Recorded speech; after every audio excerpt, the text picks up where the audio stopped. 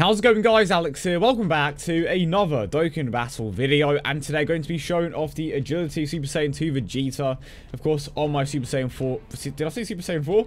My Super Saiyan 2 Vegeta and Bulma on my Super Saiyan 4 Vegeta team. Of course, you can farm like 9 of him to feed into the STR one.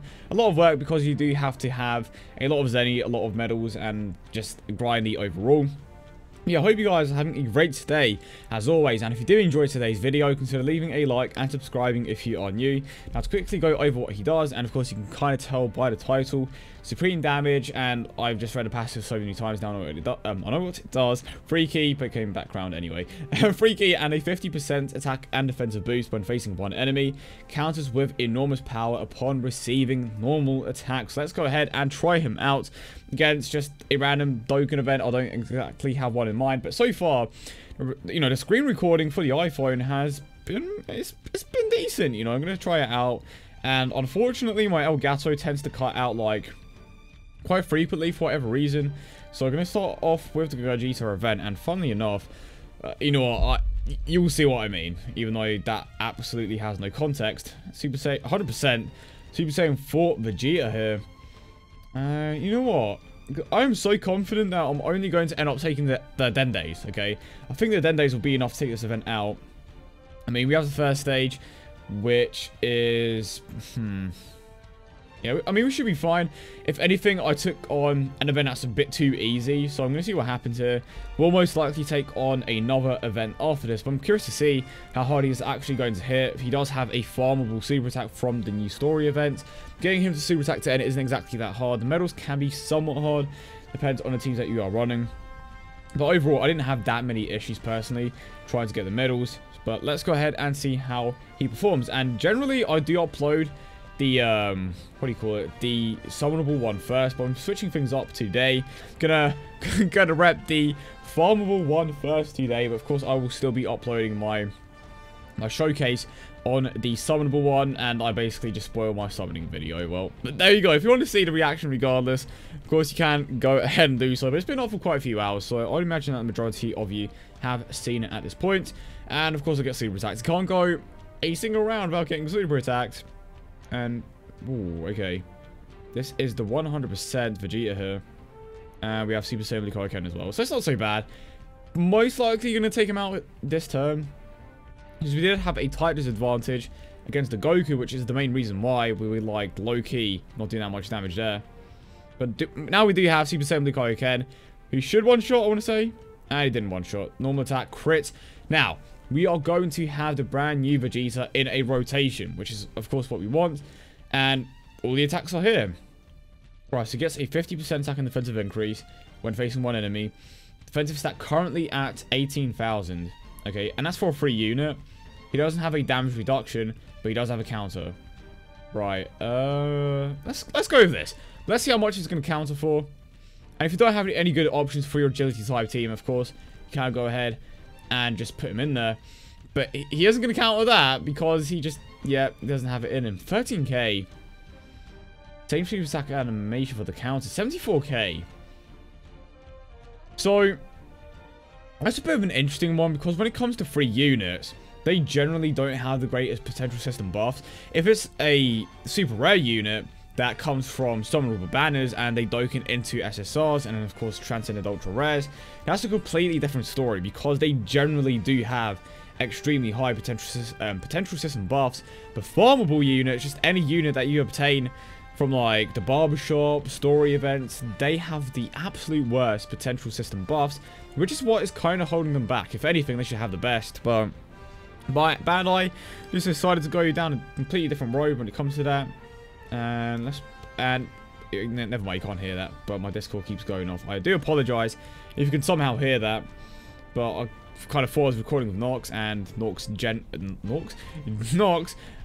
tends to record the background noise, but you can't hear that. I can. But the point is, they are kind of limited, or the free-to-play units are kind of limited when it comes to the potential system, which is a bit of a shame.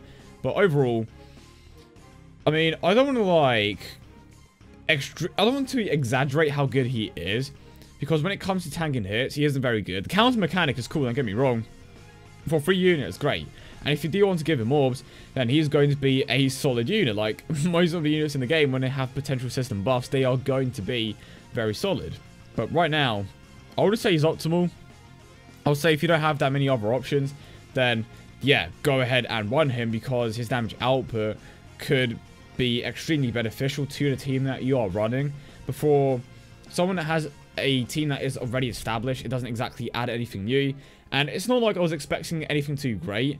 And it mostly comes down to the fact that he is kind of limited by the 50% attack and defensive increase, and of course his attack stat. And I've said this a few times before, but again, not everyone is going to watch every single one of my videos. But if you do, I appreciate you. But even if you don't watch every single one of my videos, I appreciate you. Just anyone that ever clicks on my video, I appreciate you guys. But the point is, the counter mechanic is based on the attack stat. So the higher the attack stat, the harder that the counters are going to hit. So as soon as did I make a mistake here? If I get super attack, Loki could die. But you will see with Super Vegeta, if I don't die, you will see with Super Vegeta how high his attack stat is going to be and how hard he is going to hit when it comes to the counter. Now Vegeta, I don't even know what he's trying to do right now, but his attack stat is 655k from the super attack, and you will see what it looks like when it comes to the counter. 147k, and it did 119,000 damage. Really hoping that I don't get super attack here because I don't feel like dying. Oh boy, I got way too confident. You know what? I'm just gonna roll with it. I am just going to roll with it. I kind of want to say that I severely overestimated his tanking potential and underestimated it at the exact same time. Well, he's pretty much done there. And there we go, 87,000. But to be honest, when it comes to the counter damage, I want to say, just to be completely honest, okay, if you were to give him level 15 crit, his counter damage could potentially, okay, with crit, if the crits go off, it could maybe, okay, maybe be on par with Super Vegeta's after a while, okay? It's hard to say, and reason why is because he is nowhere near Vegeta's attack stat.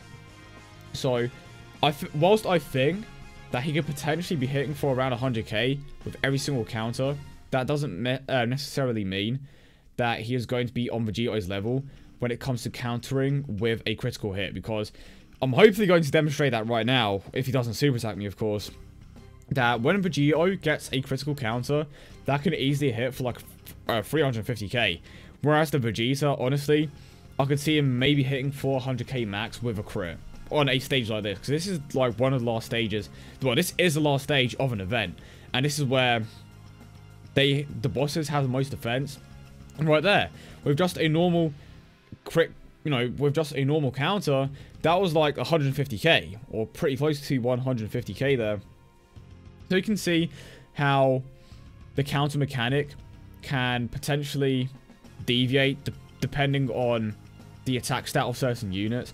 I don't really think that support units make that much of a difference, but when it comes to the Vegeta overall, so far I'm kind of like, I'm satisfied with how he is. I'm not necessarily going to use him, but I think that for a free-to-play unit, he is extremely useful, especially if you don't have many other options.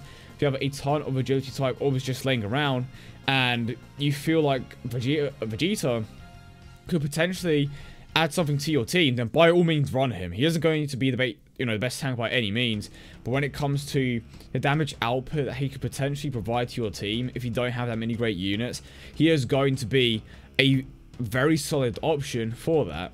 Okay, so I'm going to showcase him now against the Cell event, and it's a bit of a shame that it's not the STR day, because I would love to show him off against an STR type event, and I feel like that is where he is truly going to shine, because with a type advantage, I mean, it's kind of hard for him not to be providing something there. And why did they keep putting this man in the third rotation? I mean, it's gonna be kind of hard to not take out Cell Juniors here, but this would be a great opportunity to see how well he perform here. And okay, I can avoid a super attack there. I can avoid the super attack with Super Saiyan Blue Kaioken. I'm just going to try to avoid this, and I just put Vegeta in that first slot. So it's not going to matter anyway if he gets the crits. But yeah, 333k Granted, this is the first stage of an event, so yeah. Bodying the Cell Junior shouldn't be an issue, and to be honest, I'm going to super attack here. Wait, okay. Oh, okay. Apparently, I am going to super attack there, because I thought... I definitely didn't expect that additional super attack, but clearly these guys had something else in mind. But you know what? At the very least, I can prove my point a bit faster. Going to move on to that STR stage, and that is where we can see how well he's going to perform. Granted, Cell is one of the older Dokkan events in the game, which means that he doesn't have as much defense as some of the newer events. But at the very least, we can get a somewhat accurate representation of what you can do.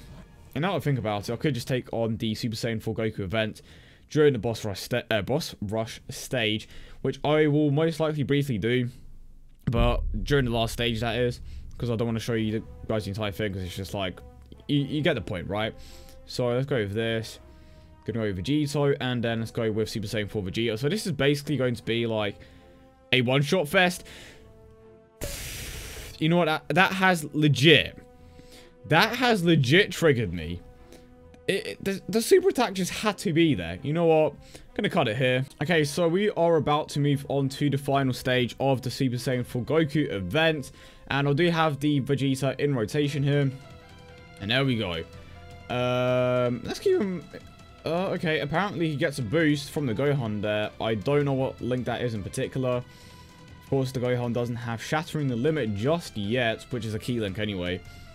And then let's grab it with this. So this is with a 25% attack increase from the Super Saiyan Gohan. And that's basically it. I mean, nothing else can really raise his attack stat by that much. But this is, again, one of the newest events in the game. Well, it's kind of old at this point, but you know what I mean? It's kind of on par with just the difficulty and how much health and defense the bosses have. And 82,000 with a type advantage from a counter. I'm going to say that he's a pretty average unit. I mean, him having the counter is honestly a nice touch. And it kind of makes sense because the STR one does have that mechanic. And I am very glad that they did add it, because it allows some of the players that don't have the greatest units, and, you know, agility type units in particular, to utilize a unit like this and, you know, just try to make the best of what they have. But look at that. That is ridiculous. Honestly... if Vegeta can hit that hard with a counter, with a crit, I think that with a type advantage, at the very least, a Vegeta with a counter can get to, oh, with a critical counter, that is, 200k with a type advantage, maybe. Now, I might be pushing it a little. Again, I haven't done any tests myself, but if any of you guys give him potential system buffs, and if you try him out against a stage where you have a type advantage, let me know in the comment section down below how well he performs. And honestly, let's quickly see how well he does against the first stage of the Super Saiyan 4 Vegeta event. But when it comes to his attack stat, it tends to peak at around 300k, and that's with the pan in play. But for a counter here, how hard is this going to hit? 99k, and this is the first stage. Yeah, I definitely think potential system buffs would do him a few favors. But I hope you guys did enjoy the video as always. And if you did, don't forget to leave a like and subscribe for more. Hope you guys have a wonderful day as always. And I will see you all in the next one.